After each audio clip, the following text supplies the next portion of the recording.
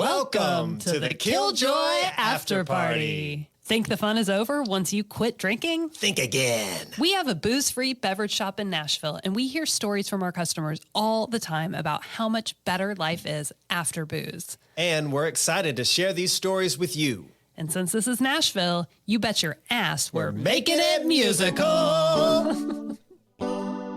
Yeah, it tastes like sunshine, like a real good time, lifting my mood and it brightens my day.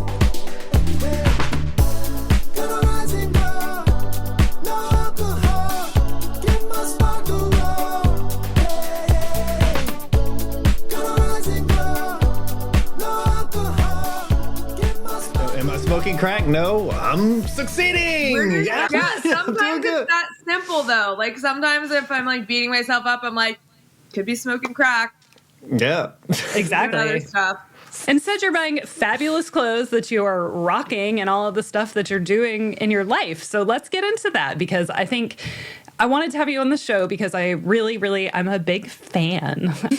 Likewise. Just what you're doing. Amy is a DJ and a musician and a Pilates instructor, and I'm sure a lot more here in Nashville. And you're very active on social media, showing your fabulous rock and roll lifestyle, totally sober. And I think that that is just fabulous. So I'm really, really happy you're here. And I would love for you to tell us in your own words just kind of a little bit about your story and who you are. Yeah, I moved to Nashville and I got sober here. I moved here for music.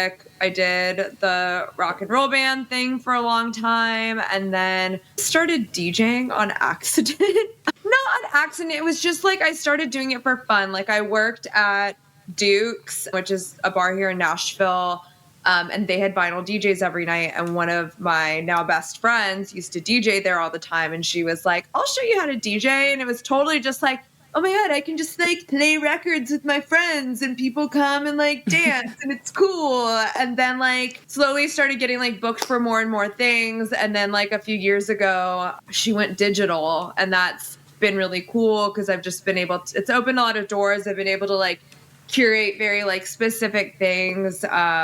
And yeah, it's just kind of happened really organically. I love that. She went digital. So when did you move to Nashville? April is 12 years. So when you started working at Duke's, were you already sober? No, that was like right. So I like got hired there. And then like literally like a few weeks later, I like I was like, I'm sober now. Cause like shit kind of hit the fan with like my drinking and using. And honestly, I was working there and at the 5 spot, and like all of the staff was like super supportive, which I think probably says something about my drinking, because they're like, I think this is really good for you. Like, it's a big shot. And then I sober bartended for like years. Wow. What is that like? It was fine. It was one of those things where like when I first got sober, I like panicked, like, oh my God, like, do I need to quit my job? Like, what do I do? And thankfully I had a lot of fellow like sober bartenders in my life that were like, you know, it's worth like trying it and just like be honest. If like you feel like it's like a thing and it's like affecting you, then totally look for a new job, but like it might not. And I've done it for this long and this is how I've done it. So like I've had a lot of help and advice from people. I don't know, I would say sober bartending was like really fine for me until it like wasn't. And like that was another thing, like 2020 hit and I like went on unemployment, which was honestly great. People were like, I'm so sorry. I'm like, no, this is awesome. But I did realize during that time, I was like, oh, this has been like really wearing me out and I think I need to like shake things up. So interesting. I can't imagine, trying to get sober and then being in that environment every night. Watching people like get sloppy over the course of the night, did that reinforce your decision? It was like a combination of like, yes, sometimes it was that, but more often than not, it was more like realizing how little people drink. Like, oh, really? I was like, because someone would be at the bar for hours. I'm like, oh my God, they've only had like 2 beers, because like I thought everyone was drinking like me. And I was drinking a lot more than 2 beers in like 4 hours. That, I think more than anything, that was more of the wake up call. Like, oh, people do just like drink like normally. I thought everyone was just like on a warpath to like rage, which is what I was doing. Yeah, that's super interesting. My husband was like waiting tables at Otto's when they first opened, and he was like, yeah, people just buy like one cocktail and drink half of it. And I was like, what? Right? And I was like the friend where I would be like, oh, are you going to finish that? Yeah, don't waste a perfectly good cocktail. And that's part of the reason I like all the people that are kind of in our community, because those motherfuckers go hard. We're all like the go hard personality, and that's kind of why we stopped, you know? So I think it's great, man. Nashville's a big drinking town. And I've found that like most towns that are like big drinking, like party towns also are like pretty big, like recovery towns too. Yeah. Definitely a correlation. Yeah. So for being a musician, how did it impact like your ability to perform and to put yourself out there? It just, again, like I had a lot of like people around me that like did the things sober. Like one of my first like sober mentors was like, Amy, all the real punks either get sober or die. I feel like it was really only like the first couple gigs where I was like very, very nervous to do it sober. And then like now, like I couldn't imagine not doing it sober because I get to be so much more like present and like realizing like later, like even when I thought like, oh, these drinks are making me like perform better or whatever, like they weren't. Like it was making everything like infinitely like worse and like messy. Yeah, I really enjoy being sober and like present. Like, I feel like DJing's like this weird loophole where like I'm at the party, but like I'm also like in my little zone. So I kind of get to be there. And then I'm also a control freak. So I'm like controlling the vibe. Yeah. Yeah, I noticed because like I've been in music for like 20 years, and the alcohol was numbing because we, you know, like we was drinking every day when we're writing. Then when we go play a show, you know, we're all crushing beers. But the alcohol was numbing that high that you get from creating, numbing the high that I get from like performing. You know what I mean? And I thought I was like you. I thought I needed it. I thought it was something that would get me through and make me do better. But it just kind of like dulled that whole experience for me. Totally. I'm like a little woo-woo, so I feel like creativity and even like being on stage, like there's something very like spiritual about that. And I feel like when I'm like getting loaded, it like cuts me off from like tapping into whatever like that energy is. So yes, I agree. Tell us more about that. The woo-woo stuff. Yeah. Yeah, like I've heard multiple people talk about it. When you're performing, like you're distributing energy, like you're giving it to the crowd, and then the crowd gives it back to you, and then you like take that. It is. It's like an energy exchange. I've recently gotten into, I don't know if you've heard of human design. It's like similar to like astrology, where it's like there's different energy types, and mine like literally is a generator where I'm like supposed to be like creating the energy for people to feed off of, which makes a lot of sense with like the things that I've done. And also has like made a lot of sense with stuff like bartending, where like I'm like, oh, that's why I was feeling so drained all the time, because like I'm constantly like giving my energy and like draining my social battery. And now I'm like just naturally leaned into things that like I really enjoy, that I'm able to like really give that in a way that like I haven't been able to before. As far as like creativity and writing, I don't know if you've like read Rick Rubin's book, I got Creative it. Act, but he talks a lot about that, how like creativity is just kind of like flowing around, and it's like, you know, our job to kind of grasp it. So like I haven't done a lot of writing in a while, but like when I did, like sometimes like me and like my guitar player, he's like my co-writer, we would like sit there and almost like meditate for a little bit, or like pull a tarot card, or like be, you know, try to like tap in more like in an energetic, like spiritual way to try to like fuel that creativity. So yeah, I've been taking, last year I took several trips. My friend had like a cabin, and I would go up there by myself and just bring guitars and stuff and write. But I would like, I would like try to channel. I'd be like, Prince, come down here. Like I was trying to like open that door, you know? And I don't know that it worked. It's so good to try to create in like different environments, because like sometimes like maybe like sometimes I write great in my house, but sometimes I'm just like, this isn't like working for me. And so like, getting out of that space. I love hearing about this. I've researched you a little bit and listened to you on another podcast talking about how, like, growing up, your idols were like rock stars, drug addicts, and I definitely identify with that. Like, I feel like I wanted, I always wanted to drink and do drugs and like to access that because I thought it meant that's how you became part of the like counterculture artist community. Totally. Which was super important to me, you know, when I was younger. And now it's kind of a revelation to realize, like, oh, the real, like, trick to creativity is not that. Yeah. And, like, even wonder what some of those idols could have been like if they could have unlocked this. I think, like, I hate saying, like, it was a different time. I do think it was, like, a different time, and just everything that was, like, happening, like, during that time was just, like, so radically different. And then there was also just, like, so much, like, money around it that they were able to just live in this world of, like, getting fucked up and then creating and then playing shows. Like, they were being floated to do that. And it's just, like, not really possible in, like, the modern age. Yeah. Unfortunately, I feel like being a starving artist is like non-existent anymore, which is almost kind of sad. Like, I'm like, I wish there could be another like Lou Reed or even like a modern Iggy, and it's just like doesn't happen. So right. How have the socials influenced the Sober Curious movement? Do you think that's played any part in it at all, like social media? The Sober Curious movement is fascinating to me as someone who, like, I'm in recovery. So, like, I got sober because I had to. I was, like, literally, like, would have died. I love being sober. I love, like, living, like, a healthy lifestyle and stuff. But, like, it's also just, like, harder for me to, like, relate to, like, the Sober Curious movement. But I do think it's really positive, and like, yeah, social media definitely has. And it's like, you just see like more and more like celebs and influencers that are like, I don't drink anymore. Like, whatever. I just don't like it. I think it's lame, or like, I just want to be healthy. Well, I mean, I think you also realize that people who are wildly fit and successful, like drinking especially, does not fit into that model very well.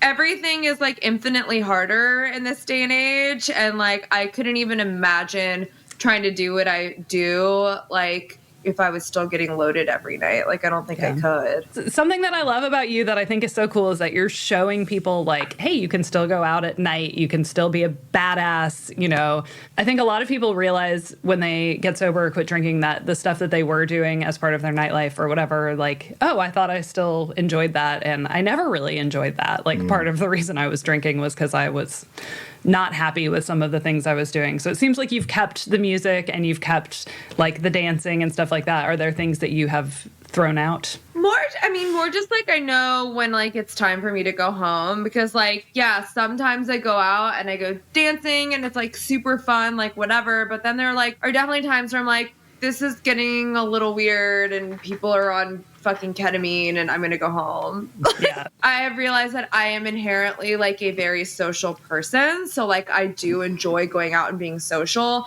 I think a lot of people, when they get sober, realize I am not an inherently social person. And the only way that I was able to was through like drugs and alcohol. So now I don't really want to do that stuff. So I think it's like a combination of like who you are as like a person and like how getting sober or like drinking and using correlates to that. Do you have any advice for people kind of starting their journey in sobriety, or if they're sober curious, things that helped you get through? I had a lot of help. I like work a 12-step program. So like, you know, if you're struggling to do it on your own, like there is help out there and you can like go seek it. Like that's what meetings and like AA are for. I know that's not for everybody and I totally like get that. But like for me personally, like I needed that like help and support and like still do to this day. Like I don't think I could have done sobriety well and like continued to do it without support. So definitely like you don't have to do it alone, because I definitely didn't. Yeah, that's great advice, because I didn't know anybody that didn't drink. Like everyone I knew drank. And now I know that there's a huge community of people who don't drink, but it was, I think because I wasn't looking for it and whatever, it was like invisible to me. And I thought that I wouldn't like any of those people. Well, and it's amazing when you get sober, like how maybe like it's just that you start recognizing it or you start drawing those people into your space that also are sober or like don't drink, sober curious, whatever. Because I think like I probably had blinders onto that when I was drinking and using because I like didn't. I was like, what? You don't drink? That's fucking weird. I did it like now, like it's been really cool. Like people that I had known for years, I'm like, oh, you're sober? Like that's crazy. It definitely helps when people talk about it, for sure. My thing is like I talk about it because I know when I got sober, like seeing people like doing things that I wanted to be doing sober was like imperative for me, like getting and staying sober. Like when I saw like, oh, this person's still like making music and like touring and they're like doing the thing. Like I needed to see that like other sober people were doing that. I've talked to a lot of like friends who are also like in the program. And I think doing stuff like this is like important because then someone who's like maybe thinking about getting sober and is scared that they're not going to be able to like do the things they love sober, they can see like other people doing it. And like also hearing that a lot of like my heroes got sober, Lou Reed and David Bowie got sober. Right. That was like really important for me to hear because I also had this obsession with like being cool and I like correlated drugs and alcohol with being cool. And like realizing like, hey, like that doesn't necessarily like mean you're cool because you're like getting loaded all the time. I totally agree. I mean, and that's part of the reason why I'm such a big fan of yours is because I think people see you out there being just such a like vibrant and sparkly rock and roll kind of a presence and doing that sober. And you're like, yes, okay, it's totally possible. Maybe that can be for me. And something we also try to highlight on this podcast is that there's such a spectrum of sobriety, especially now. Like there's so many ways to think about sobriety. Like you can work a traditional program. There's community there. You don't have to. I don't consider myself to be an alcoholic, but I definitely was a problem drinker. Totally. And there's a big difference too. Yeah. I wasn't trying to hate on like the sober curious movement earlier at all. Like, by the way, like I just like, for me personally, like when that first became a thing, like I had a hard time like relating to it. Yeah. I mean, that makes perfect sense. And I think it's a good conversation to be having is like, you know, the recovery community versus this like sober curious community and people coming in going like, oh, I haven't had a drink. And you're like, well, you didn't have a drinking problem. Yeah, totally. Which again, like, alcohol is just not really good for you, regardless of whether like you're an alcoholic or you drink. Like it's literally like poison. So like, yeah, if you just want to be healthy and you don't like what it does to you, like amazing, like go for it. Like don't drink. Alcohol is addictive. So if you are drinking, you're along the path somewhere on the way to a rock bottom, I guess. Like I feel like I never hit that place, but I was getting close. Yeah. Even if you're not an addict, like you can still fall prey to like addictive things. Yeah. Like I was addicted to alcohol for sure. I couldn't just stop drinking. I tried for a long, long time. I'm almost 5 years alcohol free, which is crazy. Amazing. I know. How long has it been for you? I had almost 5. I had like 4.5 years, and then I relapsed in 2020, and then got sober again in 2020. So I'm coming up on 5 years as well. Amazing. 2020, what a fucking year, man. Yeah. Well, it was funny because I relapsed before like everything shut down. Like it just happened to have been. Yeah. It was kind of like, oh, I've taken a break from this for almost 5 years. I think I'm a grown up. I think I can drink again. Yeah. And I think I had to go like try it to realize like, oh, actually like I am an alcoholic. Thank you for sharing about the relapse because I think that that's a really common part of many people's stories. Totally. And important to be sharing about that too, that, you know, after it's been a while and you're like, yeah, I got this.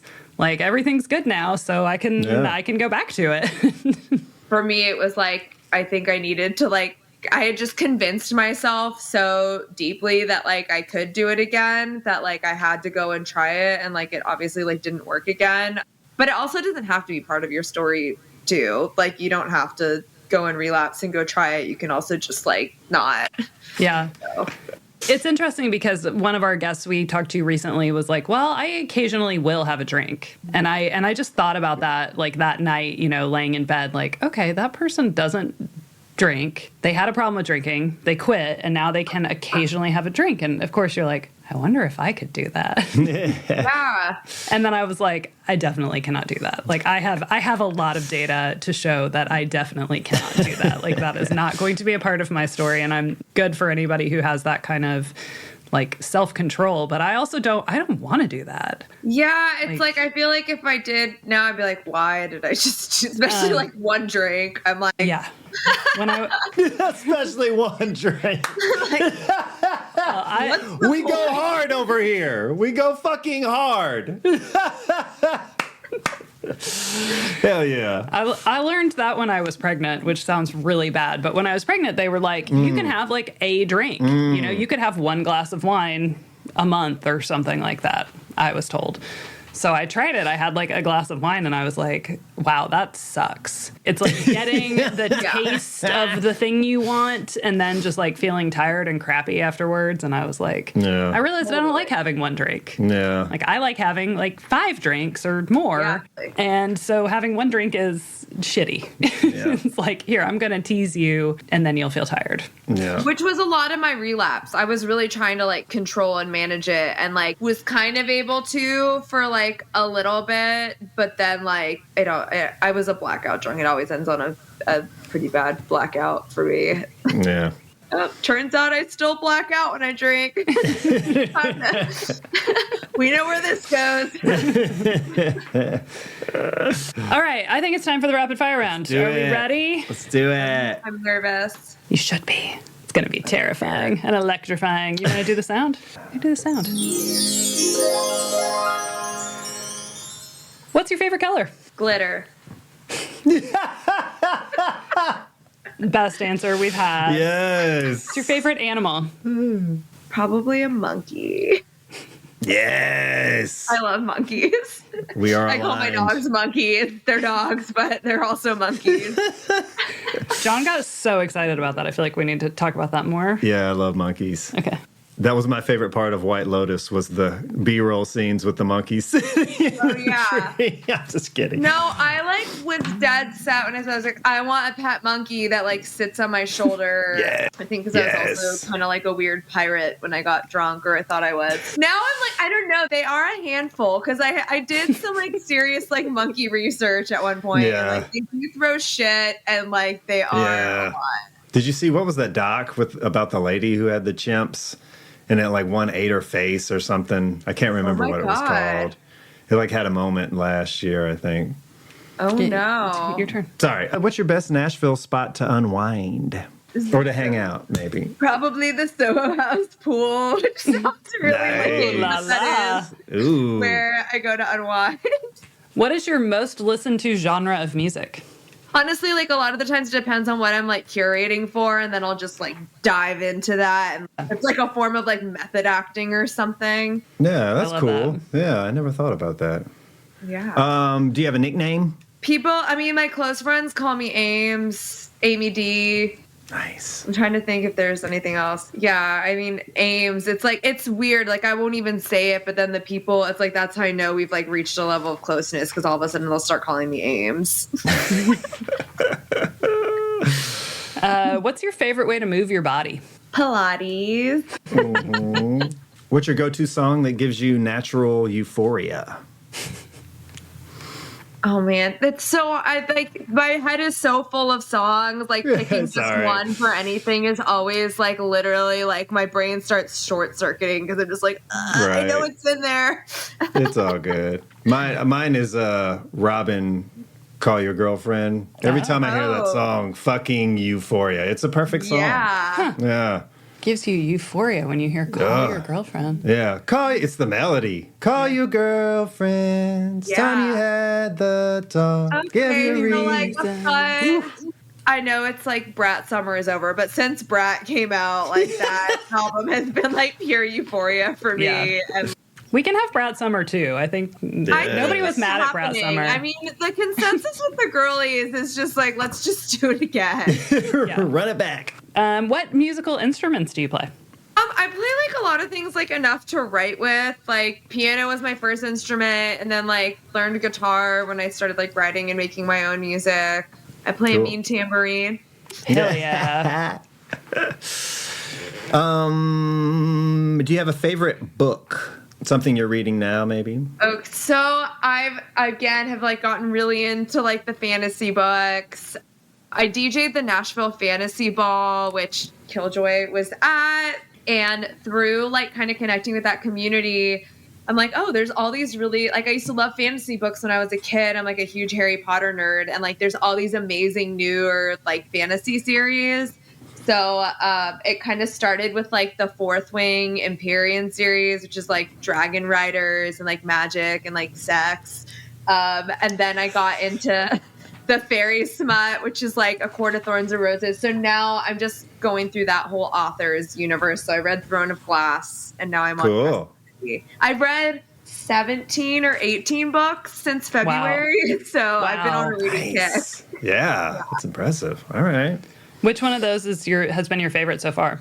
Or like Throne a series? of Glass was Throne of Glass. Like I think a lot of the girls are like, oh, it's not as spicy, but I think as someone who's just like a diehard like fantasy person, it's like a fantasy masterpiece, and like the story is just so good, like incredible. Like when it was over, I was like so sad because I was like I felt so connected to the characters. Okay. All Throne right. of Glass is like. Now, I guess I'm like creating my God tier is like God tier of books. Nice. Okay, that's good advice. Book talk girlies say. I started reading the Court of Thorn and Roses series, and I made it through 2.5 books, and then I gave up. You gave up? Oh, I loved it. The third book I felt like was just war, and I was like, I don't want to read about war at all. Like, I do love that. I'm such an Aries girly. I cry during like every battle and every book. I'm like, can we just skip through the war until the people have sex the again? witches showed up. Like, they're gonna be okay. Yeah, I don't know what that is. Even like when I was younger, like Lord of the Rings, like all the battles, like Game of Thrones, I live for that shit. That's hilarious because I'll watch it, but just like getting through the war is like I'm just like I just don't want to watch anybody fight. Oh my God. I feel like maybe I was like a warrior in a past life, probably a dude. I see that. Yeah, that tracks. See, yeah. I honestly think maybe I was a warrior in a past life, and that's why I don't like it. I have all these. I have dreams all the time, y'all, where I'm fighting, and I never ever lose, and they are not good dreams. Interesting. I'll like murder people in heinous ways, like come after me, and you are fucking dead. And I'm like a very peaceful person in real life, but like Maybe you're not. Maybe I got you're a weird killer. dreams. Yeah. Maybe there's something ready to emerge there. Dig down in there. Killer joy. Now it makes sense. Right. Interesting. Okay. That was the worst rapid that we've ever I done. thought it was pretty insightful, though. Okay. I enjoyed it. Yeah. Yeah, you guys opened up a can of worms with the books. Because, like, I'm a real alcoholic. I do everything alcoholically, including reading fantasy books. Hell yeah. lately. Yes. So, Yes. That's what I'm saying, man. We were passionate about shit. Well, now we're going to alcoholically write a song together. Crack, yeah. It's not crack. it's not crack. All right, yes, the song portion. So here it goes. Sound like this.